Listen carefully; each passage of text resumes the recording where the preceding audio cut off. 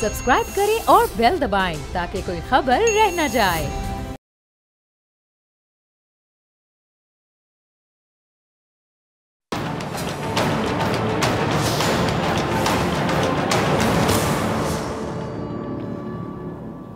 अस्सलाम वालेकुम नाज़रीन, आप देख रहे हैं ऐसे नहीं चलेगा। मैं हूं आपके साथ डॉक्टर फिजा खान। निगरान वज़ीर आज़म की बहस एक बड़े इंटरेस्टिंग मोड़ पर आकर खड़ी हो गई है।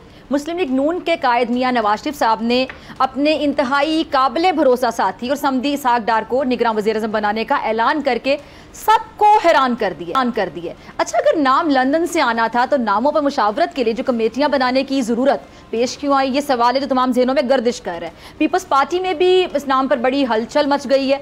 अगर शरीफ खानदान से कोई वज़ीर आज़म बनता है तो निगरा सेटअप अब देख लें कि भला न्यूट्रल कैसे कहलाएगा। ये सवाल, इस सवाल का जवाब तमाम लोग तलाश करने के लिए एक बहस में मुब्तला हो चुके हैं। और आसिफ अली जरदारी साहब और बिलावल साहब दुबई में हैं। पीपल्स पार्टी ने ताहाल कोई नाम तजवीज़ नहीं किया, मगर लगता है ये सूरत हाल को देख करके अब जल्द नाम सामने आ जाएगा। अच्छा, शहरी रहमान साहिबा इसहाक डार साहब का नाम फाइनल होने की बातों को फेक ही करार दे रही थी। क्लिप होगा टीम, जरा चलाइएगा जी। तो सुना आपने शहरी रहमान साहिबा को। अच्छा, एक और मामला इलेक्शन एक्ट के सेक्शन 230 में तरमीम का है जो निगरान हुकूमत के बंदे हाथ खोलने की ताकत रखता है। इसहाक डार के मुताबिक इस तरमीम का फैसला हो चुका है। निगरान हुकूमत के इख्तियारात महदूद हुआ करते हैं, लेकिन तरमीम होने से निगरान वजीर आजम को वो मुआशी इख्तियारात मिल सकते हैं जो पहले कभी नहीं मिले। अहम पॉलिसी फैसलों का इख्तियार, आलमी एजेंसी से मुज़ाकरात की इजाज़त, और सबसे बढ़कर ये कि अगर इख्तियारात इलेक्शन पर भी असरअंदाज होने हों तो फिर कौन इंतखाबात को मानेगा। और पीटीआई ने इसहाक डार का नाम मुस्तरद कर दिया और चेयरमैन पीटीआई ने इस नामजदगी को जंगल का कानून करार दे दिया है। लेकिन मुसद्दक मलिक जो हैं उनको यकीन है कि इसहाक डार मामला बहुत अच्छे अंदाज में लेकर चलते हैं और वो कोई भी जिम्मेदारी बाखूबी निभा सकते हैं। शायद मुसद्दिक मलिक साहब की नज़र मेरे ख्याल से IMF की जो हालिया रिपोर्ट है उस पर नहीं पड़ी, जिसमें इसहाक डार साहब को करेंसी मार्केट में मुदाखलत का कसूरवार बाकायदा ठहराया गया है। और ये बात तो सबको मालूम है अच्छे तरीके से कि किस तरह डार साहब को IMF मुआहदा करने में नाकामी हुई, हत्ता कि वज़ीर आज़म ने खुद यकीन दहानियाँ करवा कर बात बनाई। अच्छा, बात करते हैं, मेरे साथ मौजूद मेहमान मौजूद है। ये सवाल खुरम रोकड़ी साहब मेरे साथ मौजूद है, बहुत शुक्रिया आपका ज्वाइन करने के लिए। फैसल करीम कुंडी साहब, दोनों मेहमान किसी तारुफ के मोहताज नहीं। कुंडी साहब, आपसे शुरू करना चाहूँगी। जो आपसे मुशावरत नहीं हुई, इसहाक डार साहब का नाम सामने आ गया है, ये अफवाह है, क्या है, ऐसी कोई बात है, फेक न्यूज़ है, या आप लोगों से वाकई मुशावरत नहीं की गई, वहाँ से नाम फाइनल हो गया, आपके साथ तुर्क का पत्ता खेल लिया गया, तुर्क की चाल चल ली नून लीग ने, क्या कहेंगे आप? बिस्मिल्लाहिर्रहमानिर्रहीम। देखें, कल मीडिया में कुछ खबरें आ रही थी कि इसहाक डार साहब का नाम दिया जा रहा है निगरान वज़ीर आज़म के लिए, और कुछ बड़े अथेंटिक चैनल्स ने ये भी कह दी कि पाकिस्तान पीपल्स पार्टी भी एग्री हो चुकी है और वो फाइनल हो चुके हैं, जिस पे हमने अपना एक तरदीदी बयान किया, तरदीद उसकी की। मैं ख़ुद रात को चैनल्स पे था। पाकिस्तान पीपल्स पार्टी के साथ इसहाक डार साहब के नाम पर मशावरत नहीं हुई। PMLN ने अभी तक अपने नाम जो हैं वो अपनी इत्तेहादी जमातों के साथ शेयर नहीं किए, और जब शेयर होंगे पाकिस्तान पीपल्स पार्टी ने उस पर एक कमेटी भी बनाई जिसमें यूसुफ गिलानी साहब हैं, खुर्शीद शाह साहब हैं, नवीद कमर साहब हैं, जो इन मामलों को देखेंगे। जब उनका आज तक नाम नहीं है, जब नाम आएगा PMLN की तरफ से फिर उसके ऊपर डिबेट हो सकती है, लेकिन नाम आया नहीं है और उस पर जो है बात करना मैं समझता हूँ कि ऐसी है। यानी ये सिर्फ अफवाह है कि नाम आया ही नहीं है। हम तो ये सोच रहे थे शायद मुशावरत नहीं हुई, एतमाद में नहीं लिया गया। दूसरी बात है, अगर नाम आता है, फॉर एग्जाम्पल इसहाक डार साहब का नाम है, लिख कर दे दिया आपको, आपके लिए काबिल कबूल है नाम। एक मुशावरत का इशू होता है, मुशावरत ना की जाए, और एक होता है नाम पर या शख्सियत पर एतराज़ होता है कि ये नाम हमें कबूल ही नहीं है। देखिए, पार्टीज़ की तरफ से नाम आने हैं, हमें क्या है कि हम किसी देखिए, हमने भी नाम देने हैं, PMLN ने भी देने हैं, बाकी जमातों ने भी देने हैं, या PDM ने इकट्ठे नाम देने हैं, ये उनका अपना एक ज़ाती जो है वो अपनी पार्टी के अंदर उनका एक फैसला है। लेकिन ये है कि नाम देने उसके ऊपर डिस्कशंस होनी है, और वो 3 नाम जो हमने शॉर्ट लिस्ट करने हैं, और लीडर ऑफ द अपोजिशन ने भी 3 नाम लेके आने। 6 नाम में से एक नाम कौन है? तो नाम जरा बता दें कि आप नाम या अभी डिस्क्लोज नहीं हो सकता, अभी बहुत जल्दी है। फिर भी कोई नाम, शहरी रहमान साहिबा का नाम तो नहीं, अभी किसी का नाम ऐसे वो ठीक है, नहीं है। ठीक है। अच्छा, आप लोगों से मुशावरत रोकड़ी साहब किसी किस्म की? मेरा तो कोई बात फैलती है मीडिया में, पीछे कुछ ना कुछ कहीं ना कहीं कुछ चीज़ होती है, क्योंकि मीडिया की न्यूज़ में कुछ ये नहीं होता कि बिल्कुल आप कहें कि कुछ, यानी आग होती है तो धुआं होता है। डेफिनेटली मीडिया में जो बात जिस तरीके से आती है, अब नाम ख्वाहिश हो सकती है, लेकिन पार्टीज़ मौजूद हैं और स्टेक होल्डर्स मौजूद हैं। अब किसी भी ख्वाहिश पे एतराज़ नहीं लगाया जा सकता, और बहुत सारी ख्वाहिशों पे एतराज़ लग भी सकता है सिचुएशन के मुताबिक। तो मेरे ख्याल में जो भी फैसला होगा वो तमाम स्टेक होल्डर्स ने मिल के करना है। पहली चीज़ तो यह है। और वो फैसला पाकिस्तान में जो मौजूदा सूरत हाल है उसमें बेहतर फैसला होगा। ख्वाहिश हो सकती है, कोई चीज़ हो सकती है, लेकिन आई थिंक के फैसला बेहतर होगा, उस पर मुझे है कि बेहतर फैसला होगा। अच्छा, जहांगीर तरीन साहब से मुलाकात हुई है इसहाक डार साहब की जी, और वैसे तो ताज़ियत के लिए गए थे, लेकिन पिछले दिनों में सिराजुल हक साहब मेरे प्रोग्राम में थे तो उनसे भी मैंने ये सवाल पूछा था कि आप ताज़ियत के लिए गए थे लेकिन मुलाकात हुई, कोई सियासी बात हुई? तो उन्होंने कहा कि सियासतदान जब बैठते हैं तो खुशी का मौका या गम का सियासत पे बात जरूर होती है, तो कोई सियासत पे भी बात हुई होगी? नहीं, सियासतदान का इधर तो आप कब्रिस्तान में खड़े हो तो सारी लोग इस वक्त सियासत पे हैं, तो अल्लाह करे कि हम इस चीज से भी निकलें कि कब्रिस्तानों में से भी और शादियों पे भी रही सियासत गई है, डिस्कशन ही सियासत की है। तो ऐसी कोई बात नहीं हुई है जिसको कहें कि कोई पॉलिसी के लिए वो बिल्कुल ताज़ियत ही समझा जाए गए थे और वो ताज़ियत ही थी। बाकी पॉलिटिकल डिस्कशन तो डेफिनेटली हो जाती है, कुछ तो कोई हो भी जाए। ठीक है, इलेक्शन एक्ट में जो तरमीम हो रही है उस पर साग डार साहब कह रहे हैं कि फैसला हो चुका है कुंडी साहब, उस पर फिर बहुत से सवाल गर्दिश कर रहे हैं। देखिए बिल्कुल उस पर कल मैंने सागडार साहब की स्टेटमेंट देखी, उसमें जो मीटिंग शुरू है उस पर 230 जो है उस पर जो है वो कुछ अमेंडमेंट कर रहे हैं। देखिए हम खुद भी समझते हैं कि केयर टेकर हुकूमत को होना चाहिए, कुछ मतलब उनके पास इख्तियारात होने चाहिए। अगर इस पर आप एतराज़ है तो आप मुझे बताएं कि जो पंजाब में और खैबर पख्तूनख्वा में केयर टेकर गवर्नमेंट है वो क्या कुछ नहीं कर रही है? वो इलेक्टेड हुकूमत की तरह एक्ट कर रही है, वो ट्रांसफ़र पोस्टिंग भी कर रहे हैं, वो भर्ती भी कर रहे हैं, वो फंड भी तकसीम कर रहे हैं। तो क्या वो सही है आपके मुताबिक? गलत है। देखिए केयर टेकर हुकूमत का काम है कि आप इलेक्शन करें और ट्रांजिशन पीरियड के लिए जो आपके इख्तियारात हैं आप उससे बाहर जा रहे हैं ना, तो हो रहे हैं, किसने मना किया? फंड भी, डेवलपमेंट फंड भी तकसीम हो रहे हैं, ट्रांसफ़र पोस्टिंग क्लास 4 से लेकर सेक्रेटरी तक हो रही है, नई भर्ती भी हो रही है, सब कुछ हो रहा है। गाड़ी भी खरीदी जा रही है पंजाब में, तो बाकी तो छोड़ने के ब्यूरोक्रेट्स के लिए गाड़ी भी लोगों को आटा नहीं मिल रहा है यहाँ पे, गलत चीज़ है। अगर ये तो ब्यूरोक्रेट्स के ना, अगर ये सियासतदानों की होती तो पता नहीं आप अभी स्पेशल कोई ट्रांसमिशन चला रहे होते, सियासतदान गाड़ियाँ खरीद रहे हैं। ब्यूरोक्रेट्स की खबर भी आपने खेल कर दी। और ये जो पंजाब हुकूमत 2.5 अरब रुपए से कमिश्नरों के लिए जो ये नई डबल कैबिन है वो खरीद रही, जो आप जिक्र कर रहे हैं, तो यहाँ लोगों को रोटी नहीं मिल रही, 2 वक्त की खुरम रोटी सा भी क्या एग्जाम्पल सेट हो रही है? नहीं, हम रोटी भी देना हमारा काम है और इदारों को गाड़ियाँ देना भी हमारा काम है। आप इदारे, अभी जो आपका एक SHO है वो गश्त नहीं कर सकता, अपने एरिया को देख नहीं सकता, उसके पास पेट्रोल नहीं होता। आज भी आपका जो SHO पोस्ट होता है उसके पास रहने की जगह नहीं होती। तो कल अगर हम अपने इन इदारों को मजबूत करें, अच्छा गाड़ी बेसिक रिक्वायरमेंट है, आप डिप्टी कमिश्नर्स के पास जाएं, अभी भी 2000 की कारों पे उठे हुए हैं और वो जो जिला कौंसिल की जो गाड़ियां थी वो इस्तेमाल कर रहे हैं। आपको एडमिनिस्ट्रेटिवली अपने इन ऑफिसर्स को अपग्रेड करना है। पाकिस्तान की ज़रई निज़ाम और पाकिस्तान का नहरी निज़ाम और मौजूदा ज़रात के जो ऑफिस, ये जो सिस्टम है दुनिया में अगर कहीं अच्छा है तो हमारा है। यानी हम वाहिद कुछ मुल्कों में जिनके पास बीज अपने, हम किसी की हमारी जो फूड सिक्योरिटी है वो बहुत सिक्योर है। हमें स्टेबिलिटी की ज़रूरत है, हमें रिफॉर्म्स की ज़रूरत है, अपग्रेडेशन की ज़रूरत है। और अच्छा पंजाब हुकूमत या उसने यानी काम तो वो कर रहे हैं और बेहतर काम कर रहे हैं, मैं इस मामले को अप्रिशिएट करूंगा कि उन्होंने काम अच्छे किए हैं। तो अल्लाह ताला खैर करे, इलेक्शन तो होगा डेफिनेटली, आज नहीं कल नहीं परसों होगा, तो स्टेक होल्डर्स बेहतर फैसला करेंगे। मुझे इतना एतमाद है, मौजूदा सूरत हाल को देखते हुए उनके अच्छे फैसले होंगे। ठीक है, ये नामों पे इत्तेफाक कब तक हो जाएगा कुंडी साहब? ये इलेक्शन कमीशन के पास फिर मामला नहीं चला जाएगा? क्योंकि हम देखते हैं कि अक्सर आप लोग एक पेज पर नहीं आ पाते हैं। मैं समझता हूँ कि इलेक्शन अपना जो है पार्लियामेंट के टेन्योर ख़त्म होने से पहले इत्तेफाक हो जाएगा नामों पे, और मुझे उम्मीद है कि लीडर ऑफ द हाउस और लीडर ऑफ द अपोजिशन बैठ कर ही कोई मामला हल करेंगे। इलेक्शन कमेटी तक बात नहीं जाएगी, क्योंकि कमेटी होगी पार्लिमानी कमेटी और उसके बाद फिर इलेक्शन कमीशन। तो मैं उम्मीद करूँगा कि पार्लिमानी कमेटी या इलेक्शन कमीशन तक ये बात ना जाए, लीडर ऑफ द हाउस और लीडर ऑफ द अपोजिशन इस चीज़ को जो वो अपने बैठ कर जो है 6 नामों में से एक नाम पे एग्री हो जाए। ठीक है। अच्छा, कमर समान कायरा साहब कुछ दिन पहले मेरे प्रोग्राम में थे, शायद 2-3 दिन पहले की बात है, तो उन्होंने कुछ गुफ्तगू की थी 60 और 90 दिन के हवाले से। मैंने सवाल पूछा था कि अगर असम्बली अपनी मुद्दत पूरी नहीं करती है, वक्त से पहले डिज़ोल्व होती, तहलील होती है, तो इस सूरत में आपको 1 महीना ज़्यादा मिल जाएगा, 90 दिन मिल जाएंगे, दूसरी सूरत में आपको 60 दिन मिलेंगे। इसके अलावा क्या होता दिखाई देता है? तो कायरा साहब ने जो गुफ्तगू की थी, टीम अगर क्लिप रेडी होगा ज़रा चलाइएगा, सुनिएगा ज़रा आप गुंडी साहब और रोखड़ी साहब। अगर 2 दिन पहले या 4 दिन पहले असेंबली डिसॉल्व कर दी जाती है तो ये भी आईनी, ये कोई आइन से सुपरा तो काम नहीं हो रहा अगर हो जाती है। और अगर ये 8 के बजाय 10 को हो जाती है तो क्या ज्यादा से ज्यादा फर्क क्या होगा कि इलेक्शन 60 दिन में या 90 दिन, 1 महीना ज्यादा मिल जाएगा। लेकिन तारीख में ये नहीं लिखा जाएगा। कायरा साहब देखें, कुंडी साहब ये कुछ दिन पहले, ये 3-4 दिन पहले की बात होगी, कायरा साहब ये गुफ्तगू कर रहे थे 60 दिन और 90 दिन में कोई फ़र्क नहीं है, 60 दिन में हो जाए 90 दिन, आज आप लोग कह रहे हैं कि 60 दिन में हो जाने चाहिए, जल्द से जल्द हो जाने चाहिए, इसकी क्या वजह? देखिए, पाकिस्तान पीपल्स पार्टी का यह मौक़िफ़ है कि पार्लियामेंट अपना टाइम पूरा करे और 60 डेज़ के अंदर जो है वो इलेक्शन हो जाने चाहिए। ठीक है, अगर इत्तेहादी जमातें चाहती हैं कि वो 90 दिन में इलेक्शन हो और 90 दिन इसमें हो, तो उसमें भी हम कहते हैं कि ठीक है, अगर 60 है और 90 इसमें ज़्यादा फ़र्क नहीं तो आप 90 दिन में करा लें, क्योंकि बहुत सी इत्तेहादी जमातें हैं हमारे साथ जो इक्का दुक्का ये भी 90 दिन होने चाहिए, तो 90 दिन कर लें। लेकिन हम कहते हैं 90 दिन जो है वो 90 दिन ही हो, इससे ज़्यादा नहीं होने चाहिए। 60 और 90 दिन के अंदर जो है वो इलेक्शन इंशाल्लाह हो जाए।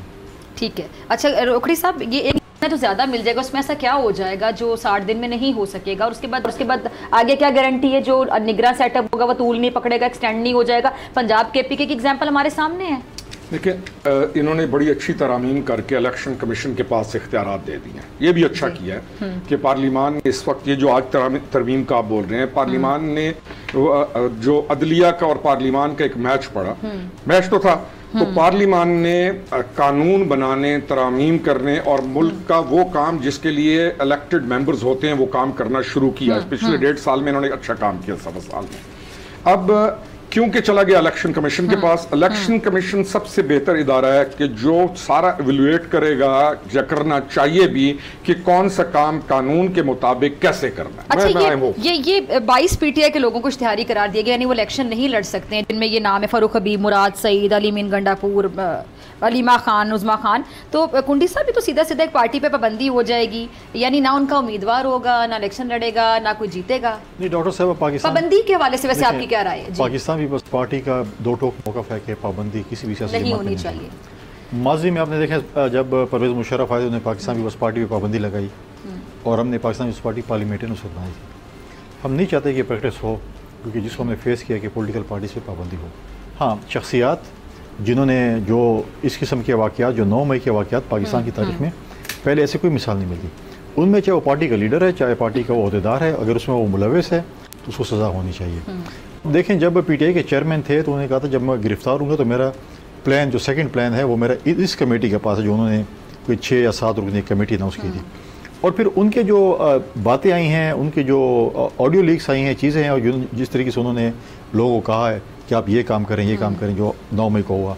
फिर जब चेयरमैन पीटीआई आए अदालत में, उसका मुझे गिरफ्तार करोगे तो ये रिएक्शन तो आएगा, तो मतलब ही वाज ओनिंग इट कि रिएक्शन। और उससे पहले भी जो वो बातें करते रहे, हेट स्पीच की सूरत में, वो चीज़ें हैं। तो अब ये चीज़ें देखें, वो जाएं अदालतों में जाएं। हमें भी कहते थे ना कि अदालतें आज़ाद हैं, अदालतें आज़ाद हैं, आप जाएं अदालतों में जाएं। अगर आपको अदालतें कहती है कि इलेक्शन लड़ें, आप लड़ें, आपका हक बनता है। हम इस चीज़ से नहीं डरते कि पीटीआई जो है गेम में है या नहीं है। हम कहते हैं होना चाहिए, इक्वल प्लेइंग फील्ड होनी चाहिए, उनके कैंडिडेट्स हैं जो कि अच्छे कैंडिडेट, जो कि आइन की बात करते हैं, जो रूल ऑफ लॉ की बात करते हैं, होना चाहिए। मैं रोकड़ी साहब की बात को एक जगह पे वो करता हूँ कि उन्होंने मरदमशुमारी के हवाले से बात की। देखिए, बिल्कुल मरदमशुमारी पे होना चाहिए, लेकिन इस वक्त हमें मरदमशुमारी का टॉपिक अगर हम छेड़ेंगे तो टाइम फिर ज़ाहिर बात है ज़्यादा लगेगा। दूसरी बात यह है कि एक और के सवाल उठता है, क्या पंजाब और खैबर पख्तूनख्वा के वज़ीर आला को ये मैंडेट हासिल है ऐसे निगरान वज़ीर आला कि CCI में जाके वो मेरे सूबे की नुमाइंदगी करे? वो इलेक्टेड रिप्रेजेंटेटिव जाते हैं जो अपने सूबे का केस लड़ते हैं, उनको आवाम का मैंडेट होता है और वो जाकर CCI में अपना मौका पेश करते हैं। ठीक है। तो निगरान हुकूमत का काम तो ये होता है कि आप जाकर जो है वो अपनी ट्रांजिशन पीरियड के लिए होते हैं। तो कल तो फिर वो सब कुछ जो है, जो NFC अवार्ड है या बाकी चीज़ें जो, लेकिन मेरे क्वेश्चन रेज होता है कि बाकी इनको भी ये टास्क है कि निगरान हुकूमत ये काम कर सकती है। चीफ मिनिस्टर जिनको मैंडेट नहीं है लोगों का, वो एक आए हैं फॉर ट्रांजिशनल पीरियड, तो डे टू डे अफेयर को देखने के लिए, तो ये भी बहुत है। लेकिन हम ये चाहते हैं कि ऐसी चीज़ होनी चाहिए। मरदमशुमारी के हवाले से हमारे चीफ मिनिस्टर ने भी एक लेटर लिखा है प्राइम मिनिस्टर को, सिंध ने, मैंने खुद भी लिखा है कि PK के हवाले से तहफ़्फ़ुज़ात हमें भी हैं। लेकिन अब हमें एक ऐसा वो करना चाहिए कि अगली हुकूमत जो आए वो 6 महीने साल के अंदर इस चीज़ को ख़त्म करे। अगर आप आज करते हैं तो आप समझेंगे फिर आप इलेक्शन 6-9 महीने मुलतवी कर रहे हैं, और एक दफ़ा मुलतवी हो गए फिर उनको जो है फिर आप क्या कहेंगे कि आज हो रहे हैं, और फिर एडहॉक पे ये हुकूमत, ये मुल्क नहीं चल सकता। हमें चाहिए कि हम जल्द से जल्द इलेक्शन करें और वे फॉरवर्ड दें ताकि नई पार्लियामेंट, नई हुकूमत आकर इस मुल्क को आगे लेकर चले। ठीक है। अच्छा, असम्बली जो है वो अगर वक्त से पहले भी डिज़ोल्व होती, रोकड़ी साहब 90 दिन भी मिल गए, अब इलेक्शन कमीशन जाने के, इलेक्शन करवाने हैं, आगे जाके मामला आपको तूल पकड़ते दिखाई देते हैं कि क्या गारंटी है कि इलेक्शन हो जाएंगे 90 दिन के अंदर अंदर? फिर जिम्मेदारी कौन ले रहा होगा? फिर आप सियासतदान कह रहे हो इलेक्शन कमीशन जाने, मेरा कंसर्न, मैं अगर कंसर्न क्या है कि जो भी इलेक्शन के बाद पार्टी आए वो स्टेबल हो के आए। और पार्टी मजबूत कंडीशन के अंदर पाकिस्तान संभाले, क्राइसिस में अगर मैं आपको बिल्कुल फेयर एनालिसिस साइड पे होके बैठ के कहूँ कि वो पार्टी आके दोबारा किसी जंजाल का शिकार ना हो, पाकिस्तान अहम है। तो 90 दिन के अंदर अंदर वो क्राइसिस खत्म हो जाएंगे सारे, जो नई पार्टी आएगी वो आकर बिल्कुल आराम से स्टेबल होके, जो आपका पॉइंट है वो आके संभाल लेगी। अल्लाह वाला, मैं तो शुरू से इलेक्शन डिले करने का कह रहा हूँ। आप इलेक्शन डिले करने का मैं तो शुरू से कह रहा हूँ, आज 8 महीने हो गए हैं इस चीज को। कितने क्योंकि जिस क्राइसिस से ये गुजर रहे हैं, जिस क्राइसिस से पार्टीज गुजर रही हैं, और जिस क्राइसिस से आपकी कौम गुजर रही है, और जिस तरीके से आप डिवाइडेड हैं, और जिस तरीके से इमेच्योरिटी की आवाम के अंदर एक कितनी स्ट्रांग वेव चल रही है, स्टेबिलिटी जो एक अलग बहस है, किसी दिन इस पे अलग प्रोग्राम की। आपने एक और टॉपिक कहा था कि उनको तो आउट कर दिया जाएगा, वो जो बंदे हैं जिनके ऊपर केसेस हैं। देखिए उनके ऊपर केसेस हुए, उनके ऊपर केसेस हुए और वो मफरूर हो गए, यानी सिर्फ केसेस नहीं है ना, वो अपने आप को एब्सकॉन्डर हैं इस वक्त सारे, ठीक है, बिल्कुल वो पेश ही नहीं हो रहे। अब मुझे आप बताएं कि जो आदमी एब्सकॉन्डर होगा, लॉ क्या कहता है उसको। ठीक है जी, दोनों मेहमान मेरे साथ मौजूद हैं, आपसे मुलाकात होगी शॉर्ट ब्रेक के बाद।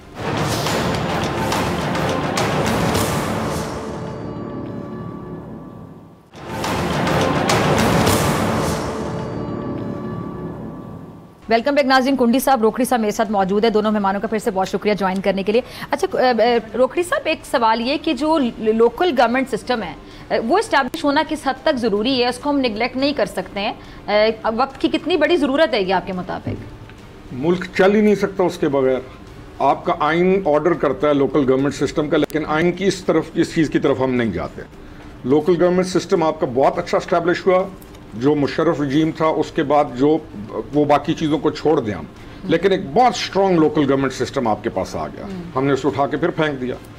तो लोकल गवर्नमेंट सिस्टम को जब तक आप टैक्सेशन के साथ नहीं जोड़ते, लोकल गवर्नमेंट सिस्टम पूरा एक अथॉरिटी के साथ और टैक्सेशन को आप नहीं जोड़ते, आपका मुल्क कैसे चलेगा? ठीक है, उसमें फंड्स जो होते हैं, इख्तियारात होते हैं, उस हवाले से भी तो फिर बहुत से इशूज़ होते हैं, वो चीज़ें भी तो क्लियर होनी चाहिए। देखिए मैं एग्री करूँगा रोखड़ी साहब के साथ कि लोकल गवर्नमेंट सिस्टम जो है होना चाहिए। देखिए 85 की पॉलिटिक्स के बाद, 1985 के पॉलिटिक्स के बाद जो पार्लियामेंट में जो पॉलिटिक्स आई वो आई कि आपने सड़क बनानी है, आपने नाली बनानी है, आपने गली बनानी है, जो कि बल्दियाती नुमाइंदों काम होता है। ठीक है, पार्लियामेंटेरियंस काम है कि आप कानून साजी करें। ठीक है, अब वो बल्दियाती सिस्टम पे आ गए।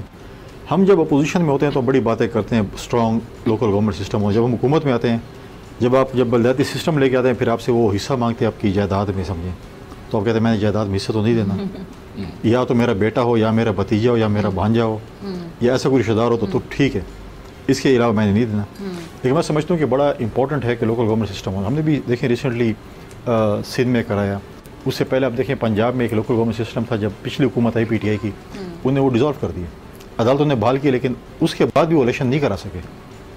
KP में भी देखें उन्होंने जिस तरीके से पहले कहा ये सिस्टम है, फिर ये सिस्टम है, और उन्होंने कहा था कि मैं कहता हूँ कि जो भी है लोकल गवर्नमेंट के लिए आपको एक एक्ट आना चाहिए, और उसके पे जो आपको ये लोकल गवर्नमेंट इलेक्शंस जो हैं, ये डेफिनेटली मैं समझता हूँ कि ये एक बैकबोन है पॉलिटिक्स की, ये नर्सरी है पॉलिटिशियंस की, यहाँ से लोग आगे आते हैं।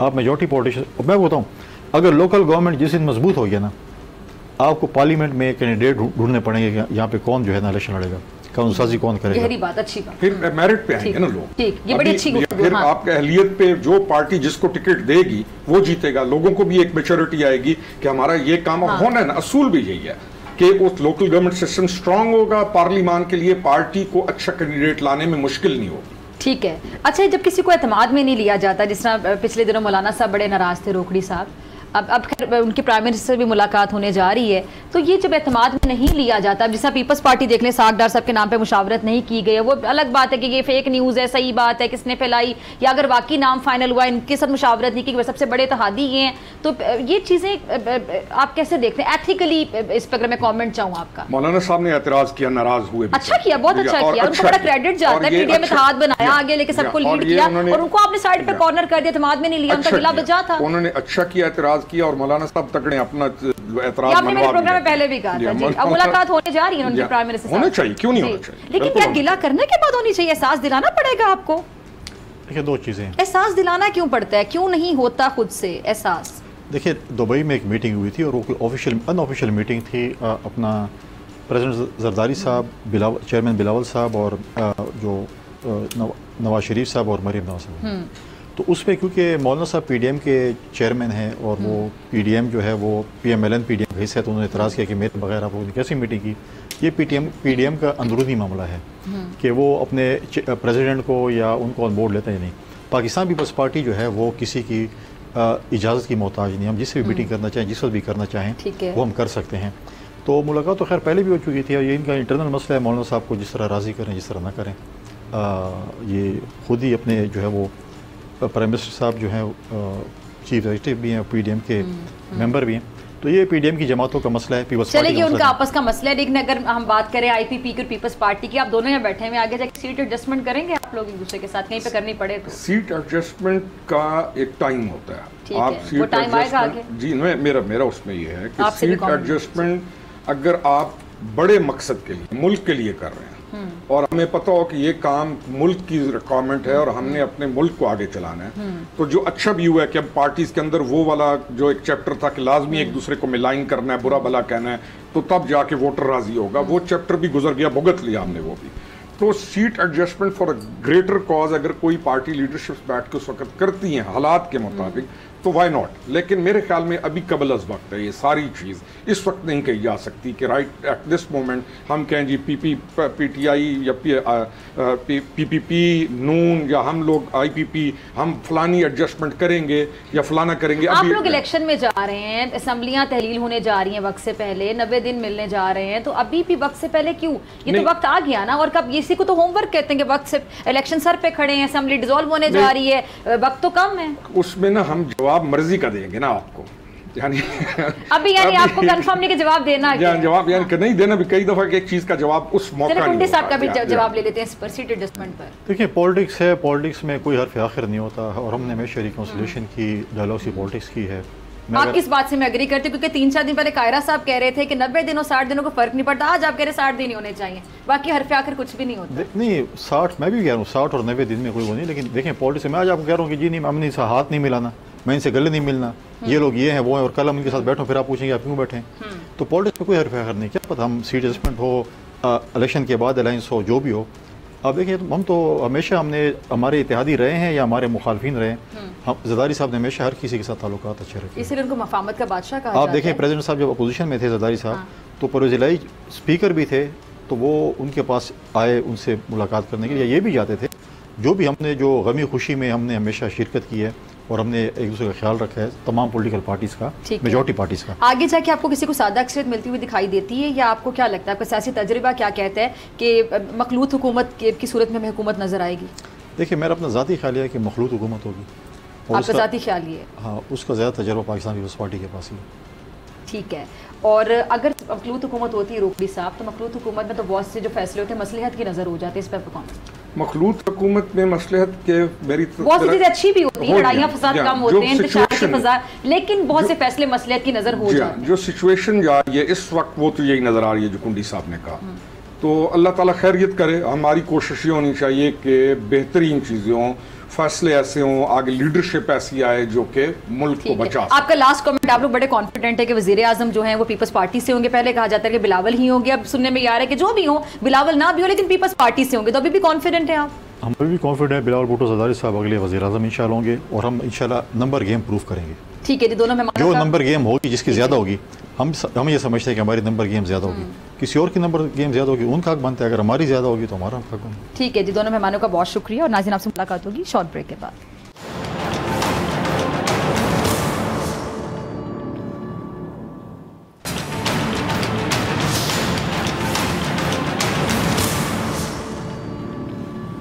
वेलकम बैक नाजरीन। पाकिस्तान जैसे ज़राई मुल्क में आटे का बहरान और इसकी कीमतों में इजाफा पहले भी कई बार हुआ, मगर महंगाई मुकाओ मार्च के नाम पर इक़्तिदार में आने वाले 13 जमाती हुक्मरान इत्तेहाद ने तमाम हदें पार कर दी हैं। गंदम भी दरामद की जा रही, मगर अवाम की ख्वारी है तो ख़त्म होने में नहीं आ रही है।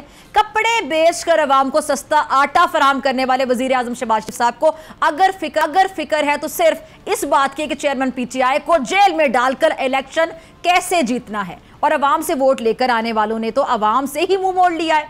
चक्की आटा से 170 तक पहुंच गया। आइए देखते हैं कि आटे की कतारों में लगे अवाम कहते क्या हैं, जरा सुनिएगा। आटा इतना महंगा हो रहा है जी कि हम गरीब आदमी नहीं ले सकते, तो ये सरकारी आटा जो आता है ये भी हम अफोर्ड नहीं कर सकते हैं, ये मिल भी नहीं रहा है। एक रोटी तो खाते हैं और हम खाते ही क्या है, गोश्त तो खा नहीं सकते इतनी महंगाई में।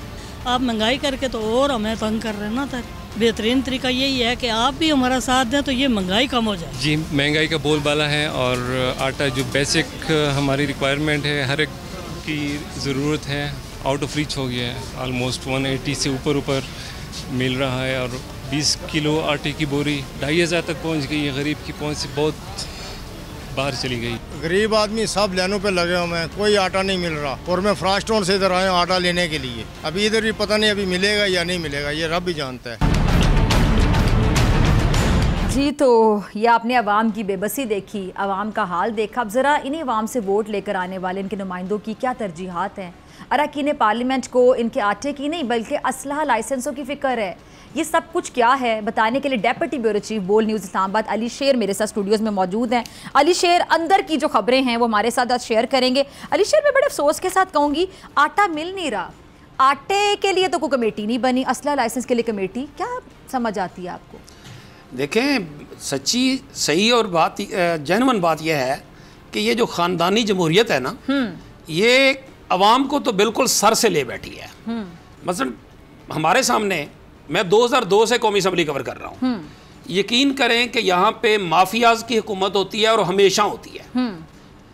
जो भी जिनके फ़ायदे हैं वो असम्बलियों में होते हैं। ये भी मतलब छठी हुकूमत गुजर रही है उस लिहाज से हमारे हाथों से, जिनको हम रिपोर्ट कर रहे हैं। लेकिन सच ये है कि अवाम की भलाई के हवाले से पॉलिसियाँ ना होने के बराबर होती हैं। मिसाल के तौर पे अभी हाल ही में महीना डेढ़ पहले जो है वो स्पीकर कौमी असम्बली राजा परवेज़ अशरफ साहब ने एक खसूसी कमेटी बनाई कुछ अरकान के मुतालबे पर, और खसूसी कमेटी बराए इजरा असला लाइसेंसेस, ठीक है, ये बनाई गई ऐवान से और उसके सरबरा बनाया गया सैयद गुलाम मुस्तफ़ा शाह जो पाकिस्तान पीपल्स पार्टी के हैं सिंध से। उनको सरबरा बनाया गया और कहा कि ये गया कि अरकान पार्लियामेंट का के जो असला लाइसेंस रुके हुए हैं नहीं मिल रहे वो उनको देने हैं। उसके लिए 3 इजलास पहले हो चुके हैं, 4था इजलास आज था। लेकिन मैं आपको सबसे मजे की जो बात बताऊं उससे अंदाजा लगा लेते हैं कि हाल क्या है, अप्रोच क्या है। इजलास शुरू हुआ पहली कमेटी का, अच्छा, और उसमें चेयरमैन खसूसी कमेटी सैयद गुलाम मुस्तफ़ा शाह साहब फरमाते हैं, कहते हैं वजारत दाखिला को मुखातब होकर, वो सामने वाली लाइन में बैठे होते हैं, उनको कहते हैं कि जनाब हम अवाम को तो कुछ ज़्यादा डिलीवर कर नहीं सके, हम उनको कुछ ज़्यादा नौकरियां दे नहीं सके, तो कम से कम जो हमने असला लाइसेंस दिए हुए हैं आपको लिस्टें, वो तो बना दो ताकि हम उनको कुछ ना कुछ दे के ये तो कह सकेंगे जी हमने आपके लिए ये किया है। इसका मतलब ये हुआ कि असला लाइसेंस जो है वो शायद पेट भरता है। हाँ। पेट में असला डालना है, रोटी नहीं डालनी, रोटी नहीं, हाँ। आटा नहीं डालना, आटा नहीं गरीब के लिए, रोटी आटा की जरूरत नहीं है। हाँ। उसके बाद वो कमेटी का इजलास हुए, 3 इजलास हुए मुख्तलिफ औकात में, वजारतें और बड़े बड़े इंकशाफात हुए। हैरान हो गया हम वो बातें सुन के। मसलन एक रुकन जो है उन्होंने कहा, सरदार रियाज मदारी साहब ने, अच्छा, कि मेरे 59 असला लाइसेंस थे, उन्होंने लिस्ट भी दिखाई। अच्छा, हमारे पास ये क्लिप भी होगा जो गुफ्तगू कर रहे हैं, चलवा दें। मैं बल्कि चाह रही थी शाहिद खान अब्बासी साहब ने भी कुछ गुफ्तगू की थी इस हवाले से, आपको याद है? पड़ी होगी टीम के, टीम अगर क्लिप रेडी है शाहिद खान अब्बासी साहब का जरा चलाइएगा। जी, अब्बासी साहब ने खुलकर इजहार ख्याल किया था। देखें, इसको कहते हैं घर का बेदी लंका डाए। जो ही शाहिद खान अब्बासी साहब ने ये बात की तो तर्जमान हुकूमत पाकिस्तान वज़ीर इत्तलात मरियम औरंगजेब साहबा सामने आई। उन्होंने आके अब्बासी साहब की कोई कसर नहीं छोड़ी। मैं क्या कहूँ, रुक जाता हूँ। तो उन्होंने वो सब कुछ कहा, ऐसी बातें कर रहे हैं, ये कर रहे हैं। उसके बाद वो मामला नैब तक पहुंच चुका है। कितने कितने थैले गायब हुए, पंजाब गवर्नमेंट ने तहकीकात कराई, मोहसिन नकवी साहब ने इसकी मुखालफत की कि शाहिद खान गलत कह रहे हैं। फिर उसके बाद करोड़ों थैले गायब होना अब तक जो है वो इनकी हुकूमत की रिपोर्टों में सामने आ चुका है। लेकिन उनकी तरजीहात आटा नहीं है, तरजीहात की भी बात है, तरजीहात की भी बात है, प्रायोरिटीज क्या है। लेकिन वोट तो अवाम से लेना है, अवाम को आटा नहीं देंगे, 2 वक्त की रोटी नहीं देंगे, तो वोट किस नाम पे लेंगे, किस मुंह से लेंगे वोट। अच्छा, ये जो रियाज मजारी साहब की बात कर रहे हैं उनका भी जरा एक क्लिप होगा, टीम जरा चलेगा, सुनिएगा जरा नाजरीन। अली शेर, मैं आपके इस पे कमेंट लूँ, ये जो गुलाम मुस्तफ़ा शाह साहब हैं उन्होंने क्या फरमाया, जरा सुनिएगा। कहते हैं कि जी ऐवान में मामला उठाते हुए कि मुस्लिम लीग अगर हमारे साथ किए गए वादे पूरे नहीं करेगी तो हम कानून साजी में ताउन नहीं करेंगे। आपका कमेंट में लूंगी, आपका तज्जिया, आपका तबसरा। पहले जरा इनका भी क्लिप चला दीजिएगा। जो उनके में वारी, जो उनके, हम भी जवाब मांगते हैं, अवाम भी जवाब मांगती है, अवाम किससे जवाब लें? अली शेर, देखें, उन्होंने कहा है हम कोरम पॉइंट आउट कर देंगे 6 अरकान थे। जिस दिन ये 3-4 दिन पहले का जो इजलास था उसमें हाल ये था कि 8 बिल्स जो थे वो प्रेजेंट करना थे। 4 पीपल्स पार्टी के थे, 1 PMLN का था, 2 PMLN के और थे। सारे के सारे बिल जो थे मरियम औरंगजेब ने पेश किए थे। एक भी नहीं था सवाए ख्वाजा साद रफीक के, जिसके 2 एयरपोर्ट से मुतल्लक बिल थे वो मौजूद थे। और ये कहते हैं हम कोरम पॉइंट आउट कर देंगे। यानी अगर आपको असला लाइसेंस मिल जाए तो कोरम की कोई जरूरत नहीं। आपको धमकियां देने की, वादे याद कराने की, कानून साजी में तावन करने की कोई जरूरत नहीं, कोई बड़ा प्रॉब्लम नहीं। लेकिन अगर प्रॉब्लम है तो इस बात के है कि आप हमें असला लाइसेंस दें। और फिर एक और आपको बताऊं, स्पीकर साहब ने कितना क्विक एक्शन किया। काश ये क्विक एक्शन उन मजदूरों के लिए किया जाता, उन लाइनों में लगे लोगों के लिए किया जाता, उन खवातीन के लिए किया जाता, बूढ़ी औरतों के लिए जिनको जो है वो लाठियां बरसाई जाती हैं जिनके ऊपर।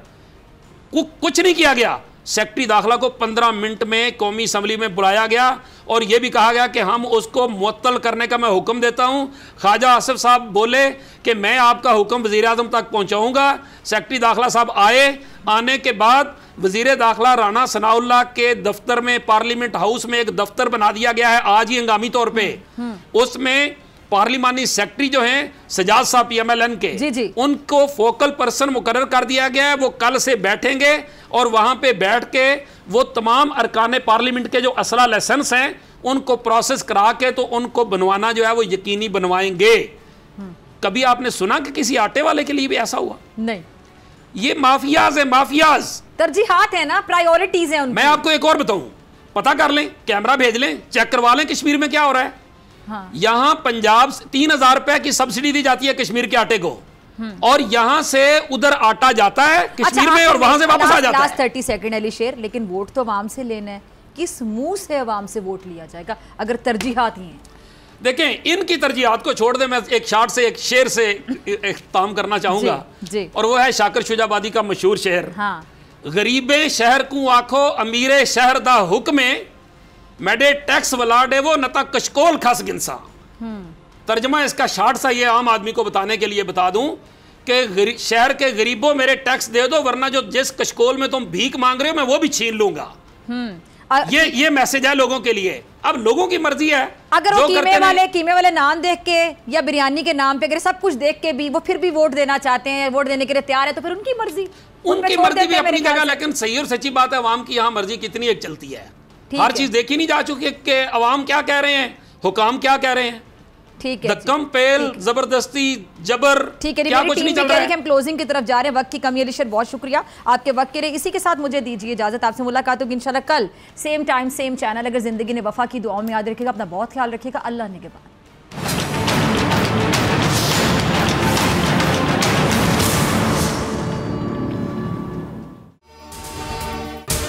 अगर आपको ये वीडियो पसंद आई तो सब्सक्राइब करें और बेल आइकन पर क्लिक करें।